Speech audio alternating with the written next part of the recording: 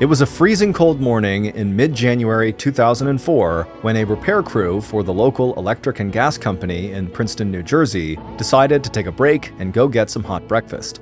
The two men had been out all night fixing power poles and lines that had come down in a recent snowstorm. On their way to the diner, they noticed a dark green SUV, engine still running, sitting with its front wheels submerged in 6 inches of water in a creek that ran alongside the road. Thinking the car had been parked there by a local hunter, they didn't think anything of it until their return trip an hour later. Seeing that the car was still there with its wheels still submerged and the engine still running, the men decided to stop and go down and make sure this was not a car accident. A few minutes later, after peering inside the driver's side window of the SUV, both men stumbled backwards in horror. They knew right away that this was no hunter. And they also knew whatever happened here had to be much worse than just a car accident. But before we get into that story, if you're a fan of the strange, dark, and mysterious delivered in story format, then you've come to the right podcast because that's all we do, and we upload twice a week, once on Monday and once on Thursday. So, if that's of interest to you, please sneak in to the Amazon Music Follow Button's house and file down the edges on all of their nail clippers. Okay, let's get into today's story.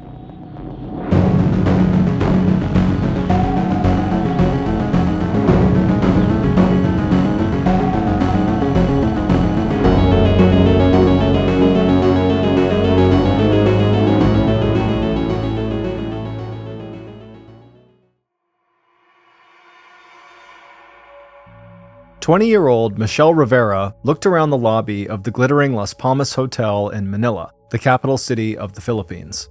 It was 10 p.m. on the evening of Monday, June 4th, 1990, and the beautiful young woman with long black hair was about to have her first ever face-to-face meeting with her future husband, who had just arrived from America. Looking up at her father, who was standing next to her, Michelle squeezed her dad's arm even tighter as she tried to control her excitement and also her nerves. If everything went well, and Michelle prayed that it would, then very soon she might be spending her honeymoon in one of the fancy suites somewhere inside this glamorous and expensive 23-story hotel. But all that depended on what happened over the next few hours. Michelle knew that her father, a carpenter from their tiny village located far away from this grand hotel, had serious doubts about how his daughter had met up with the man they were about to meet here in this lobby. But Michelle was sure that once her whole family got to know Jonathan Nice, it wouldn't matter that she and the successful scientist from North Carolina had met through what was basically a mail-order bride catalog. As Michelle had kept telling both her parents, in the 11 months since Jonathan had first seen Michelle's picture and answered her ad in the Lonely Hearts section of the Manila Times newspaper, the practical reasons they had for placing and responding to that ad had soon been replaced by genuine feelings of love and compatibility. And after almost 1 year of exchanging letters, cards, and gifts through the mail, the marriage proposal that Michelle had received from Jonathan just 4 months into their correspondence now seemed like the answer to both their prayers. For 34-year-old Jonathan, the long-distance courtship had offered the once-divorced and socially awkward scientist the chance to find a wife without really leaving his lab or taking valuable time away from his current research. That research focused on finding a revolutionary cure for asthma, a lung disease that causes episodes of wheezing and breathlessness. And when Jonathan's Filipino coworker had shown Jonathan Michelle's picture in the Manila Times, right away, Jonathan was struck by her youth and beauty. And as soon as Michelle answered Jonathan's first few letters, Jonathan was sure he had found the person he was looking for. A gorgeous partner who was willing to give him a family, be a stay-at-home mom, and focus her attention exclusively on caring for him and their kids. For Michelle, the educational, financial, and cultural roadblocks she had faced ever since graduating from high school had eventually convinced her that marrying a successful American might be her best bet for moving up in the world. So far, her attempts to make that happen on her own had failed. At the age of 16, armed with an outstanding academic record, Michelle had left the Rivera family's bamboo house perched on stilts over the water to attend the National College of Business Administration in the bustling and exciting city of Quezon, 6 hours to the south. But less than 1 year later, Michelle's father could no longer afford the tuition. And so, at the age of 17, Michelle set aside her dream of a professional career and found employment in a city closer to her hometown. Living with her aunt, Michelle would spend the next few years working at a dress shop near the U.S. Naval Base in Subic Bay. The American servicemen and women and their families who lived on and near the base seemed rich compared to the average Filipino, and it wasn't long before Michelle had joined hundreds of other young Filipino women in dreaming of finding an American husband who might take her to the United States. And one way to make that connection was to sign on with Manila's pen pal agencies that promised to find Michelle new male friends in America. And by the time Michelle and Jonathan had begun their correspondence, Michelle, who had very little experience in the world, was captivated by the life she imagined she would have with Jonathan.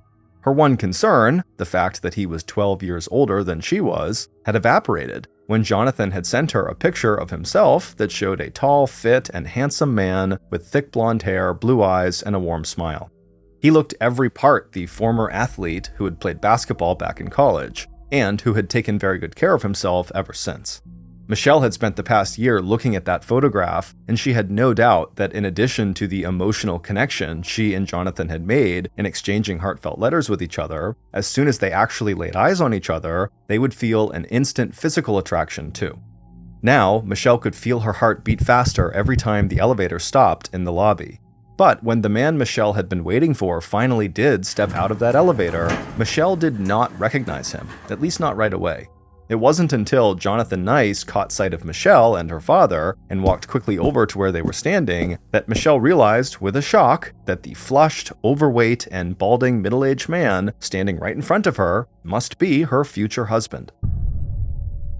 14 years later, on a snowy day in mid-January 2004, Michelle Rivera Nice was standing alone in the state-of-the-art gym that her husband Jonathan had built for her inside of their $1 million home in the pricey rural community of Titusville, New Jersey.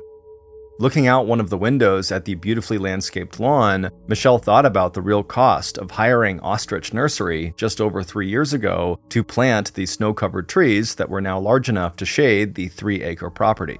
Michelle could still remember the first time she met the head of the Ostrich Nursery landscaping crew, Miguel de Jesus, the stocky and strong 34-year-old Puerto Rican who went by the nickname Enyo. He had knocked on the door of the Nice's 21-room, 3-story colonial-style house to give Michelle a summary and bill for the work that his crew had done so far. Michelle could also remember the instant attraction that she and Enyo felt for one another. But it would be another 9 months before Michelle and Enyo actually began the physical affair that had cost so much more than the $50,000 Jonathan had given his wife to get those trees planted. Michelle had not planned or expected to cheat on her husband Jonathan. In fact, until the last few years leading up to her meeting with Enyo, Michelle had thought overall her marriage had been pretty solid. Once Michelle had gotten over the shock she had felt when she first saw Jonathan in the lobby of the Las Palmas Hotel, she had still decided to go forward with their marriage. The real Jonathan may have looked older and less attractive than the picture he had sent her, but in the 7 days they had spent together after he arrived in the Philippines, Michelle believed that their feelings for one another were still the same. And after getting to know Jonathan and seeing how much he obviously adored their beautiful 20-year-old daughter, Michelle's parents had given the couple their blessing. And on Monday, June 11th, 1990, about 1 year after Jonathan had answered Michelle's Lonely Hearts ad in the Manila Times newspaper, Jonathan and Michelle, looking radiant in a beautiful white gown Jonathan had bought for her, were married at a civil service in Michelle's hometown of Orion. After that, in the 7 months that it took Michelle to get the visa that would allow her to join Jonathan in the United States, Jonathan not only set up a generous bank account for Michelle, he also took a second job so he could send regular checks to Michelle's entire family. Jonathan had also come up with a cover story that he and Michelle would tell his family and colleagues when Michelle did appear by Jonathan's side at East Carolina University in the town of Greenville, where Jonathan was a professor. To avoid the embarrassment of Michelle being seen as a mail-order bride, the couple would explain that they had met and married in Hawaii while Jonathan had been away at a conference. And a little over 9 months to the day from Michelle's arrival stateside in April of 1991, the marriage between Michelle and Jonathan delivered on the promise they'd made each other to have a family together. In January 1992, the couple welcomed their first child, and 22 months after that, they welcomed their second son. and 6 years after that, they welcomed their third and final child, a daughter named Samantha. By then, local gossip over Michelle's youth and sudden appearance had died down, and she had been warmly accepted by Jonathan's friends and family. Jonathan had also delivered on the promise he'd made to Michelle that marriage to him would mean a life of financial comfort and stability, not only for Michelle, but for her family back in the Philippines. And by the end of 1998, a little over 9 years since their marriage, all of Jonathan's hard work and long hours at the lab catapulted the couple from the ranks of the financially comfortable into the ranks of the truly wealthy. That's when Jonathan's research into a cure for asthma grabbed the attention of the $4 billion asthma drug market, and Jonathan launched his own multi-million-dollar company called Epigenesis. 2 years later, by early 2000, the family had moved from their apartment in Greenville, North Carolina, to their huge house here at No. 1 Keithwood Court. But for Michelle, there had been a dark side to her husband's success. With each passing year of their marriage, Michelle had really begun to notice that Jonathan was becoming a more and more possessive and controlling partner. He had gone from being proud of being seen in public with his attractive young wife to feeling jealous when any other man so much as looked at her. After Michelle had joined a local gym and become interested in a career as a personal trainer, Jonathan had responded by building a gym inside their home, so Michelle, dressed in form-fitting clothes, would no longer have any reason to leave the house if she wanted to work out. And when Michelle went back to the Philippines to visit her family for the first time in 9 years, Jonathan had refused to let her take their children with her to see their grandparents, aunts, uncles, and cousins. The landscaping project had been another one of Jonathan's efforts to control Michelle's growing restlessness, and also the loneliness and isolation she was feeling, because Jonathan was now spending so many long days working at Epigenesis. Jonathan had given her that $50,000 and told her to do whatever she wanted to make the property outside their house as beautiful as all the new furnishings had made the inside of their house. By the time Michelle picked up the phone and called Ostrich Landscaping, Michelle had also begun to suspect that despite their lavish lifestyle, Jonathan's company, Epigenesis, might not be doing as well as Jonathan kept saying it was. Despite his constant work and travel, investors were starting to lose confidence not only in the drug that Jonathan was developing, but also in Jonathan's performance as CEO of Epigenesis. Not to mention the fact that Jonathan had started drinking heavily. But even though these stresses and strains on their marriage had caused friction between Michelle and Jonathan, it wasn't until Michelle discovered what she thought of as a huge betrayal of trust that the nicest marriage really started to fall apart. That betrayal of trust was a lie that Jonathan had told her right at the beginning of their relationship. Because back in 1989, not only did Jonathan send Michelle a picture of himself that had been taken when he was much younger, he had also lied to Michelle when he told her he was just 34 years old. In fact, when Jonathan answered Michelle's ad in the Manila Times, he was not just 14 years older than his 20-year-old bride-to-be, he was actually 40, making him twice as old as Michelle, whose biggest concern about their relationship had been their age difference. And when Jonathan had filed all the paperwork required to make their marriage legal in both the United States as well as in the Philippines, Jonathan had also falsified his age. Having seen that doctored paperwork, it never occurred to Michelle to question Jonathan's age until more than a decade later when she and Jonathan's mother were talking about an upcoming birthday.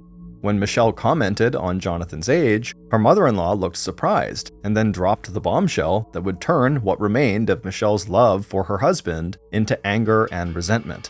In May of 2002, Jonathan would not be turning 44, he would be turning 52. To Jonathan, that lie he had told so many years ago might have seemed unimportant once he and Michelle had fallen in love and gotten married, but to Michelle, finding out about it 12 years later felt like a perfectly timed blow that would break open all the cracks in their marriage. When Michelle, aged 32, first met the handsome gardener, Enyo, the two of them talked together over coffee. After that landscaping project was finished, Michelle and Enyo, who had a common-law wife and 3 kids, exchanged phone numbers and talked by phone. But it wasn't until a few months after Michelle had found out that her husband had lied to her about how old he was that Michelle made the step from having an emotional affair with a man whose life was even more complicated than her own to having a sexual affair. Now, 2 years after Michelle's first meeting with Ennio in a seedy, pay-by-the-hour motel room the next town over from Titusville, the Nice's stable and prosperous marriage and life was going down the drain. 1 year after the affair started, Jonathan, who had been suspicious about Michelle's sudden and frequent absences from the house, had checked her cell phone and discovered that his young wife was cheating on him. Ennio's wife had discovered the same thing and had kicked Ennio out of the house. After that, Jonathan went to the police claiming that he'd gotten a call from Ennio demanding $500,000 or Ennio would go public with a recording he had made of having sex with Michelle. Even though police couldn't prove Jonathan's claim, the investigation had turned the couple's lives upside down. There had been a confrontation between Ennio and Jonathan, who had taken out a year-long restraining order against Ennio that forbid Ennio from coming anywhere near Michelle or the nice home. There had been angry calls from Ennio's wife, and Ennio himself had begun asking Michelle for money. And then everything else had fallen apart too. Jonathan's new cure for asthma turned out to be a failure, and 10 months ago, in March 2003, the board of directors at Epigenesis had fired Jonathan and kicked him out of the company he had founded 9 years earlier. The board had given him a generous stipend, but it wasn't enough money to support the family's expensive lifestyle. And 4 months later, Michelle overrode her husband's objections and got a part-time job working 25 hours a week behind a cosmetics counter at the local mall. Jonathan himself was now spending almost all day at home, enjoying time with his 3 kids, and also watching Michelle, who was now actively talking about wanting a divorce, even as Jonathan was begging her to stay with him and work on their marriage. Now, letting out a deep sigh, Michelle took one last look through the window before turning away and leaving her workout room. The snow that had fallen the night before had been enough for area schools to close for the day, but Michelle knew that the mall was still open despite the weather. Glancing at her watch, Michelle saw that it was close to 4 p.m., time for her to shower, change into her black uniform, pin her brass Chanel name tag to her breast pocket, and head to her evening shift behind the Chanel counter at Macy's department store. A few minutes after 4, Michelle heard the sound of Jonathan's car in the driveway. He had taken the 3 kids out sledding, and now they were home just for a few minutes before heading off to Samantha's gymnastics class, just long enough for Michelle to say hello and goodbye to all 4 of them, and for Michelle to remind Jonathan that after work, she'd be meeting up with a girlfriend at the mall, and then Jonathan and the kids all piled back into Jonathan's brand new big red Hummer and drove away. But even though snow seemed to be the only thing that set that Thursday afternoon apart from the dozens of other Thursdays that had come before, January 15th, 2004 was anything but usual for Michelle Nice. Because by the time Michelle walked out of the house that she and Jonathan could no longer afford and climbed into the Toyota Land Cruiser that they could also no longer afford, the mail-order bride from the tiny village in the Philippines had finally arrived at a decision about her marriage and her future. Putting the big green SUV in gear, Michelle headed out in the gathering darkness towards Quaker Bridge Mall, where she would clock into work at exactly 6:03 p.m. Along the way, Michelle kept checking her rearview mirror. It wasn't just the fights with Jonathan that had been keeping her on edge lately. As Michelle had recently told her close girlfriend, as well as her husband, Michelle had begun to suspect that when she did leave the house, there was someone out there who had begun keeping an eye on her. It wasn't until the maintenance crew from the local gas and electric company saw the dark green Toyota for the second time, still sitting with its front wheels partly submerged in Jacobs Creek, its engine still running, that they decided to stop. It was around 7 a.m. on Friday, January 16th, and the 2 men had spent the entire night working on electric poles and wires that had come down in the recent snowstorm. They'd first spotted the Land Cruiser an hour earlier on their way to get breakfast. Even though the SUV was parked 15 feet below the roadway, it was still easy to see, and with its engine on and front wheels standing in about 6 inches of water, the men had assumed that the vehicle must belong to a local hunter or someone who was out fishing. Now, breakfast finished and heading back to work, the men weren't so sure. And a few minutes later, after scrambling down the snowy embankment from their service truck to take a closer look at the Toyota, their curiosity and concern turned to horror. It wasn't just the frozen blood smeared on the outside of the vehicle and staining the snow next to the driver's side door. it was what the men saw when they looked through the driver's side car window that caused them to stumble backward and grab for their phones.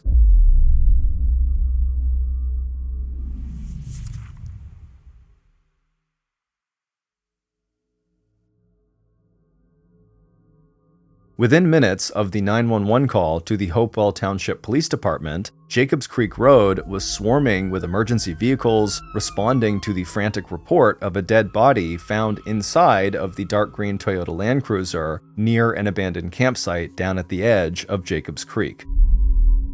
By the time Detective Daniel McEwen had arrived on the scene an hour later, the area was roped off with red accident tape, and medics had confirmed that the person inside the vehicle was in fact dead. Meanwhile, after finding out the license plate numbers, police also discovered that the car was registered to Jonathan and Michelle Nice, a wealthy couple who lived at No. 1 Keithwood Court, half a mile away. But as Detective McEwen climbed out of his parked car and slid down the slope to the accident scene, he had already recognized the dark green Toyota Land Cruiser. And when he looked inside the open driver's side door, the 40-year-old investigator could also instantly confirm the identity of the woman whose battered, bloody, and frozen body lay slumped over the center console. Because it was Detective McEwen who had handled the investigation 6 months earlier into Jonathan's claim that Michelle's lover, the gardener Enyo, had tried to extort $500,000 from the wealthy founder of the drug company Epigenesis. Now, as the detective looked at the mangled body of Michelle Rivera Nice, his first thought, hasn't this family been through enough?, was immediately followed by the realization that what he was looking at was not the result of a tragic car accident.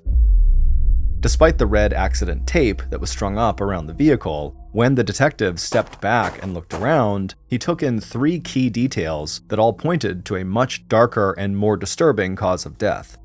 First, there was a set of footprints made by someone wearing large work boots that led away from the passenger side of the car and back up the embankment to Jacobs Creek Road. There was no sign of damage to the vehicle that would have been consistent with the driver losing control of the car and plunging down the 15-foot embankment or colliding with another vehicle. And then there was the position and condition of Michelle's body. The driver's seat where she sat, all 5 foot 2 inches of her, was pushed so far back from the steering wheel and floor pedals that it would have been impossible for her feet to reach the brake or accelerator. As for her injuries, it looked like Michelle's wounds were the result of blunt force trauma, not the result of a car crash. If Detective McEwen was right, it was possible that Michelle had actually been attacked somewhere else and then driven by her murderer here to this secondary crime scene where the murderer tried to make it appear that Michelle had been killed in a car accident. Even before investigators from the New Jersey State Police Major Crimes Unit arrived on the scene at 10:30 p.m. that Friday night to coordinate the investigation, Detective McEwen's past experience with the Nice family had made him the obvious choice for lead detective on this case within the local Hopewell Township Police Department. Operating now on the possibility that what they were looking at was a homicide and not an accident, the Hopewell Township Police had already switched gears into investigation mode. As soon as officers had informed Jonathan Nice that his wife had been in a car accident, they would have enough information from her husband about Michelle and where she had been the night before that they could start interviewing Michelle's friends and acquaintances, as well as her co-workers at the Quaker Bridge Mall, including the woman that Michelle had said she had plans to meet up with after her shift at the Macy's Chanel counter. But for Detective McEwen, who knew that the first 48 hours of a murder investigation were critical, because that was when the most people were assigned to the case, and also when there was the most publicity that might generate leads, his plan was to focus on the people who he already knew had intense and troubled connections with Michelle Nice. And at the top of that list was her husband, Jonathan. Although Detective McEwen had never been able to prove Jonathan's claim that he was the victim of an extortion scheme, Detective McEwen had learned a lot about the Nice family when he dug into that allegation 6 months earlier, back in July of 2003. At that time, Michelle had admitted to the detective that her husband was right when he'd accused her of having an affair with Miguel Enyo de Jesus, one of the crew leaders from the Ostrich Nursery. and the detective had seen firsthand the turmoil that affair had caused, the confrontation between Jonathan and Enyo, the fight over the restraining order against Enyo, the angry phone calls that Enyo's wife had made to Michelle. Michelle had also told the detective and Jonathan that she had ended the affair after Enyo had started asking Michelle for, quote, loans, end quote, and showing as much interest in her finances as he was showing in her. So, while crime scene techs continued to photograph and collect evidence at Jacobs Creek, and local officers fanned out to interview the nicest neighbors, Detective McEwen and his partner hopped into their unmarked police car and headed out to No. 1 Keithwood Court to get a formal statement from Michelle's husband. And by 11:15 a.m., Jonathan, distraught and haggard, was ushered into the Hopewell police station and seated behind a desk that was right across from the desk where Detective McEwen and his partner sat. Jonathan had been told about Michelle's death before the investigators arrived. Dazed and confused, he had agreed to have a police officer stay at his home with his 3 kids so he could leave immediately with investigators.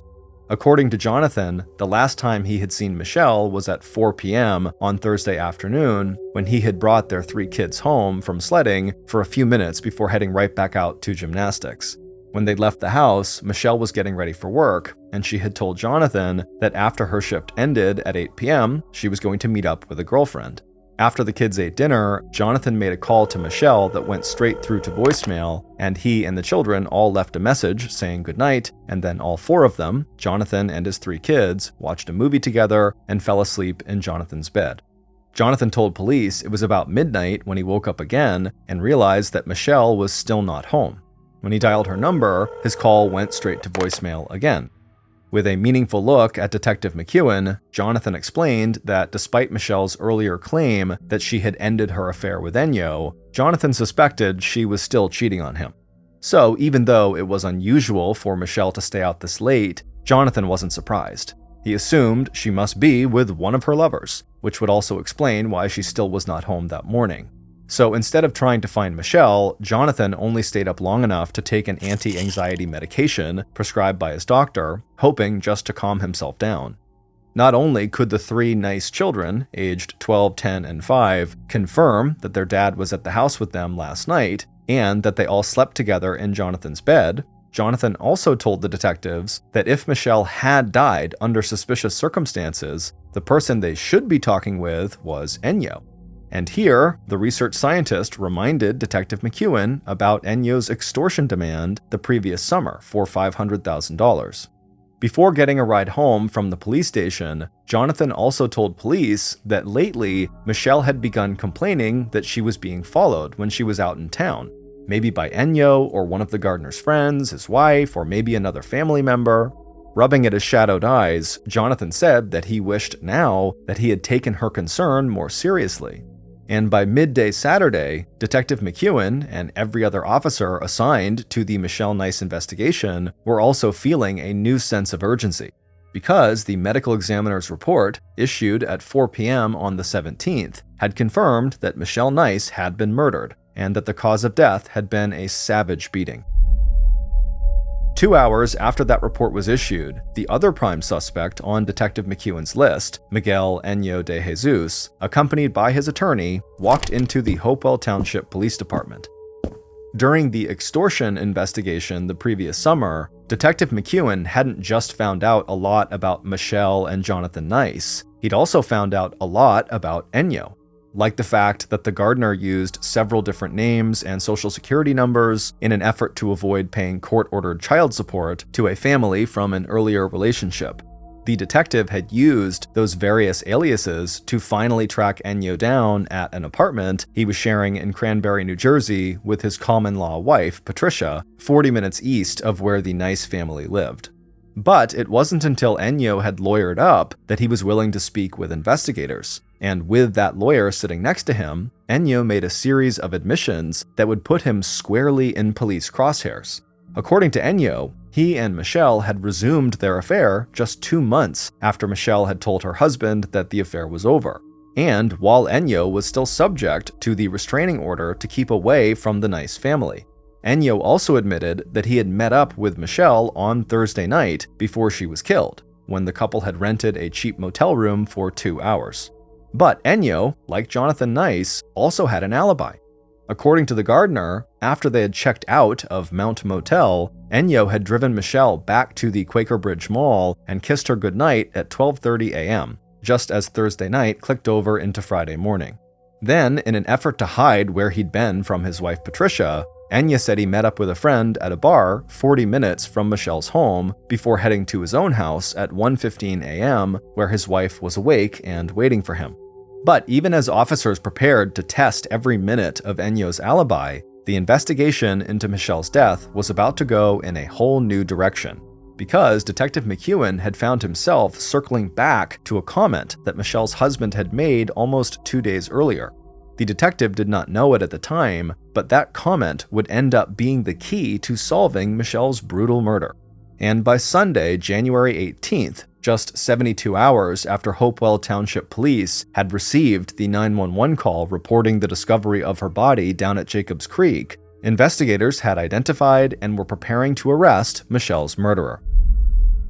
Based on what police discovered when they followed up on Jonathan's offhand remark to Detective McEwen about Michelle's last day alive, here is a reconstruction of what really happened on the night that Michelle was killed. By the time Michelle had dragged her suitcase out of her house and into the attached garage of No. 1 Keithwood Court, it was after 1 a.m. in the very early morning of Friday, January 16th, and Michelle had said everything she needed to say to her killer. She had made her decision. It was just like she had told her closest friends. She was tired of the arguments, the guilt, and the demands. Still dressed in her black work outfit with the Chanel name tag pinned to her blouse, Michelle slipped off her shoes so she would make as little noise as possible.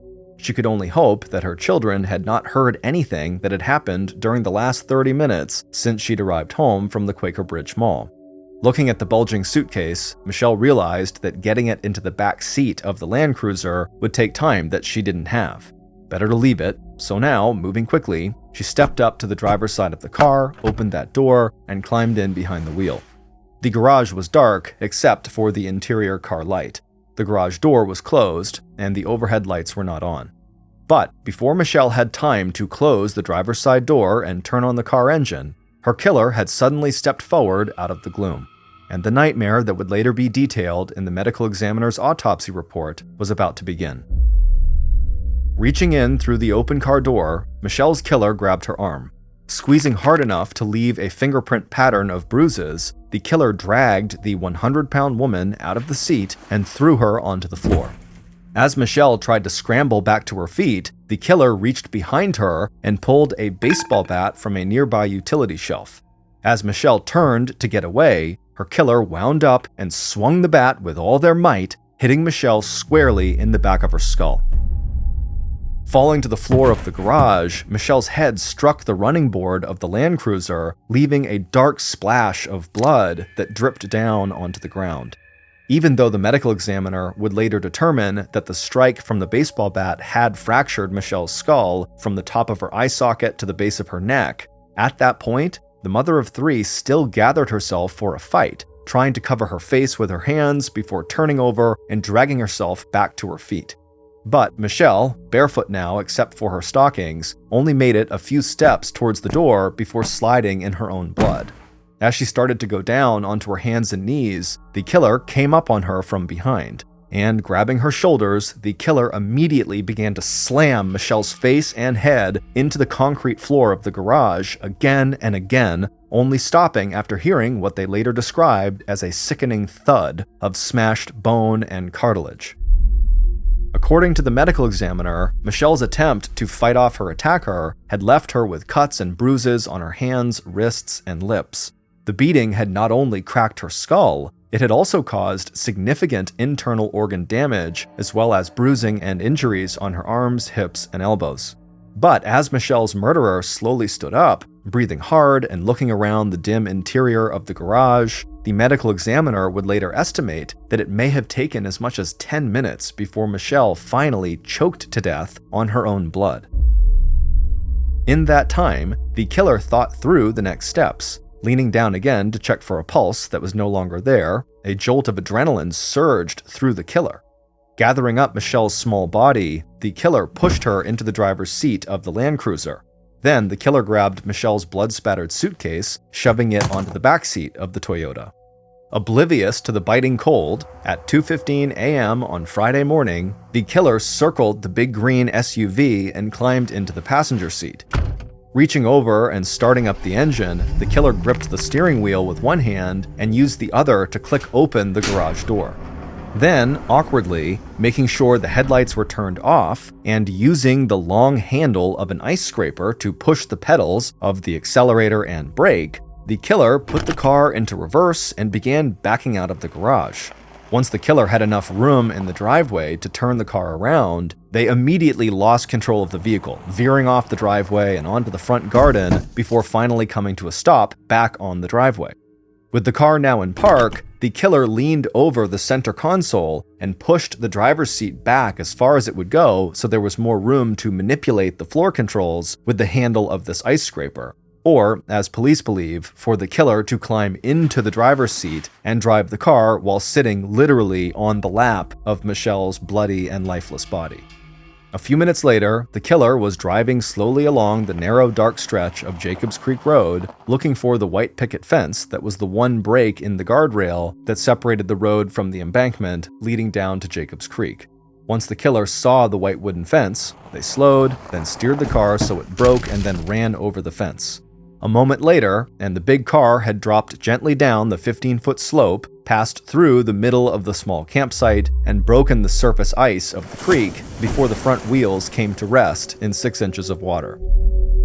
14 years earlier, when Michelle had met her future husband for the first time in person in the lobby of the Las Palmas Hotel, the one feature she had recognized from the photograph he had sent her of a much younger version of himself was his height. Now, after looking at his wife's dead body slumped over in the seat next to him, her right eye swollen shut, and the white bone of her skull showing through the cuts on her forehead, Jonathan Nice opened the passenger side of the family Land Cruiser and unfolded his heavy 6-foot 4-inch frame from the car as he stepped out onto the smooth expanse of unbroken snow. It was 3:15 a.m. Jonathan had been waiting for Michelle when she arrived home 2.5 hours earlier. As soon as her car had pulled into the garage, Jonathan had used the remote to close the garage door before beginning what was by now a familiar and vicious argument about Michelle's ongoing affair with Ennio. This time, though, Michelle didn't just tell her husband that she wanted a divorce, something she'd been saying for almost 5 months. This time, Michelle had walked into their bedroom, pulled out a suitcase, and begun packing to leave. For a long time now, Michelle had suspected that Jonathan had hired someone to follow her or was following her himself. Michelle had also come to believe, after finding a condom inside one of Jonathan's travel bags, that she wasn't the only one in this marriage who was being unfaithful. Now, Jonathan turned so he was facing the embankment, and wearing a pair of shoes he had constructed himself by gluing size 12 work boot soles onto the uppers of a pair of comfortable moccasins, he left the car and trudged through the snow back up to Jacobs Creek Road. From there, dressed in pajama bottoms and a t-shirt, he walked the mile back to the house on Keithwood Court, where he spent the next few hours covering his tracks. He dumped some of his bloody clothes and towels he'd used to clean the garage floor into the washing machine to soak, turning the water in the tub pink. He filled white plastic trash bags with the blood-soaked paper towels he also used to clean the floor and walls before spot painting areas of the garage to cover blood spatter. He stuffed his wet black PJ bottoms behind the couch and then used a saw to cut the soles of his shoes away from the moccasin uppers before cutting the soles into small pieces and hiding them throughout the house. And he left the baseball bat, still stained with Michelle's blood, on the storage shelf where he had grabbed it a few hours earlier. And then, Michelle's husband and killer went upstairs and crawled back into bed with his 3 kids and waited for the call that would tell him that Michelle had been killed in a tragic car accident out on Jacob Creek Road. It would turn out that from the moment Detective McEwen and his partner arrived at number 1 Keithwood Court on the morning that Michelle's body had been discovered and saw the crazy tire tracks in the snow on the Nice driveway, the detective had suspected that Jonathan Nice must be involved in Michelle's murder. Ever since meeting the Nice family back in July of 2003, the detective had been convinced that Jonathan's extortion claim against Ennio, along with Jonathan's claim that Ennio had threatened to hurt Michelle, were completely unfounded. And in conducting interviews back in the summer and again now that Michelle was dead, what he kept hearing from people close to Michelle was that Jonathan's lies about his age and his escalating attempts to control his younger wife, coupled with Michelle's resentment and restlessness, had turned the couple's marriage into a volatile stew of jealousy and, finally, uncontrolled rage. But despite these suspicions, it wasn't until Jonathan contradicted the formal statement he had given police that Detective McEwen had the grounds he needed to get a warrant that would allow police to search the Nice home for physical evidence that would tie Jonathan to his wife's murder. That moment came when Jonathan, riding with the detective back to the Nice home after Jonathan had sworn to police that the last time he had seen his wife was at 4 p.m. on Thursday afternoon, broke the silence inside the police car and told Detective McEwen somewhat offhandedly that until Jonathan and Michelle had fought later on the night when Michelle got back from work, Jonathan had really believed that the couple could make their marriage work. So, even as local police were out on Saturday tracking down and then interviewing Michelle's lover, Ennio, members of a special 13-member joint task force of state and local law enforcement, armed with a search warrant, were entering No. 1 Keithwood Court, where, over the next 3 days, they would find one incriminating piece of evidence after another. On Sunday, January 18th, 2004, 2.5 days after the discovery of Michelle's body, Jonathan was brought into the Hopewell police station for a second interview, during which the 54-year-old scientist confessed to the murder of his 34-year-old wife. Jonathan would go on to say that he acted in self-defense after Michelle, who was 1 foot shorter than her husband and weighed 100 pounds compared to his 240 pounds, had threatened him with either a stiletto knife or the heel of one of her high-heeled shoes. The jury that found Jonathan Nice guilty of passion, provocation, manslaughter 19 months later did not buy that story, but they did reject the prosecution's claim that Michelle's death was premeditated. In September of 2005, Jonathan Nice was sentenced to 8 years in prison. 5 years later, he was released and returned to his kids, who had been placed in the care of Jonathan's brother and sister-in-law. In 2012, 8 years after Michelle's murder, Jonathan founded a successful new company that sold drugs claiming to cure the symptoms of cancer in dogs. But 8 years later, in one final twist to a story that had caused a national sensation back in 2004, a federal investigation proved that Jonathan's so-called cancer-curing drugs were a fraud, and that Jonathan's company was nothing more than a money-making scheme that had netted more than $1 million. And on Friday, December 23, 2022, 18 years after murdering his wife Michelle, Jonathan Nice was convicted by a federal grand jury of wire fraud and the interstate shipment of misbranded animal drugs. As of June 2023, the 73-year-old scientist now faces a large fine and up to 32 more years in prison.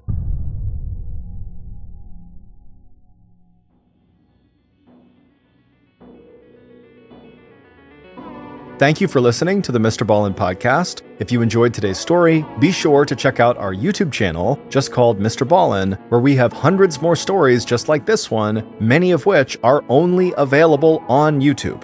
So that's going to do it. I really appreciate your support. Until next time, see ya.